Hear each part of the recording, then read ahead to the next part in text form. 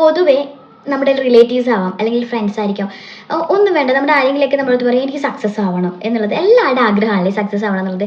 എൻ്റെ ഹസ്ബൻഡ് എപ്പോഴും എൻ്റെ അടുത്ത് പറയുന്ന ഒരു കാര്യമാണ്, എനിക്ക് നല്ല സക്സസ്ഫുൾ ലൈഫ് ആയിരിക്കണം, അല്ലെങ്കിൽ ഒരു സക്സസ്ഫുൾ ബിസിനസ് മാൻ ആണോ, അല്ലെങ്കിൽ സക്സസ്ഫുൾ ഇപ്പോൾ വർക്ക് ചെയ്യുന്നിടത്ത് അത്രയും സക്സസ്ഫുൾ ആയിട്ടുള്ള ഒരാളായിരിക്കണം, അല്ലെങ്കിൽ ഞാൻ എന്ന് പറയുന്ന വ്യക്തിയുടെ ബാങ്ക് ബാലൻസ് ഇത്രയായിരിക്കണം. ഈ ഒരു രീതിയിലൊക്കെ ഒരുപാട് സക്സസ്ഫുൾ കുറേ നമുക്ക് ഒരുപാട് തരത്തിൽ നമ്മൾ സക്സസ് ആവാൻ നമ്മൾ ആഗ്രഹിക്കുന്നുണ്ട് അല്ലേ.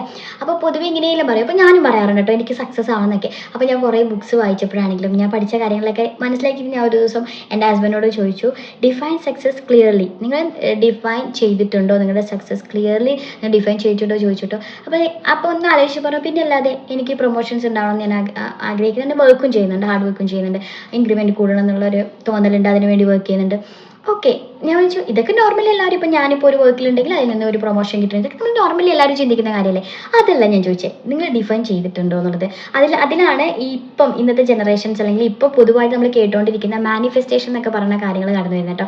ഒരു വ്യക്തി മാനിഫെസ്റ്റ് ചെയ്യുന്നതിൽ നമ്മൾ പൊതുവെ കണ്ടിട്ടില്ലേ, എനിക്ക് വലിയ അറിയുന്ന ഒരു ഏരിയ ഒന്നും അല്ല, എന്നാലും പൊതുവെ നമ്മൾ കണ്ടിട്ടില്ലേ, ആ വ്യക്തി വിഷ്വലൈസ് ചെയ്തിട്ടുണ്ടാവും ഇന്ന നമ്പർ ഓഫ് എമൗണ്ടാണ് നമ്മൾ ഈ ഒരു മന്ത് ഞാൻ ഏൺ ചെയ്യുക, അല്ലെങ്കിൽ ഒരു വർഷം എൻ്റെ ആകുമ്പോഴേക്കും എൻ്റെ ബാങ്ക് ബാലൻസ് ഇത്ര, അത് റൗണ്ട് ചെയ്തിട്ടുണ്ടാവും ആ നമ്പർ, അല്ലെങ്കിൽ ഞാൻ ഇന്ന പോസ്റ്റിൽ ഇരുന്നിരിക്കും എന്നുള്ള രീതിയിൽ നമ്മൾ ഒന്ന് മാനിഫെസ്റ്റ് ചെയ്ത് നമ്മൾ കേൾക്കുന്നില്ലേ, എൻ്റെ മാനിഫെസ്റ്റേഷൻ അത് നമ്മൾ എന്നിലേക്ക് എത്തി എന്നൊക്കെ പറഞ്ഞിട്ട് നമ്മൾ അപ്പോൾ വിചാരിക്കും ദൈവമേ ഇതൊക്കെ നടക്കുന്ന കാര്യമാണോ, ഞാൻ ചിന്തിച്ചിട്ടുണ്ട് കേട്ടോ.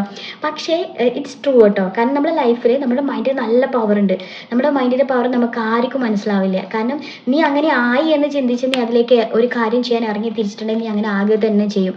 പക്ഷേ ഇതാകുമോ, ഇത് എന്നെ കൊണ്ട് പറ്റുമോ എന്ന് ചിന്തിക്കുകയാണെങ്കിൽ ഒരു പക്ഷേ നിങ്ങൾക്ക് അതിലേക്ക് എത്താൻ ഒരുപാട് ടൈം എടുക്കും, ഒരുപാട് ഹാർഡ് വർക്ക് ചെയ്യേണ്ടി വരും. അപ്പം അതിനാണ് ഈ പൊതുവെ മാനിഫെസ്റ്റേഷനും എഫർമേഷൻ എന്നൊക്കെ പൊതുവായിട്ട് ഇപ്പോൾ പറഞ്ഞു കേൾക്കുന്ന കാര്യങ്ങൾ മൈൻഡിൻ്റെ ഒരു പവറാട്ടോ. അപ്പം നിങ്ങൾക്ക് എല്ലാവർക്കും സക്സസ് ആവാൻ ആഗ്രഹമുണ്ടോ, തീർച്ചയായിട്ടും നിങ്ങൾ ചെയ്യേണ്ട കാര്യം എന്ന് വെച്ചാൽ നിങ്ങളുടെ മനസ്സിൽ നിങ്ങൾ അതിൻ്റെ എന്താണോ ആക്ച്വൽ ഡിഫൈൻ ചെയ്യുക.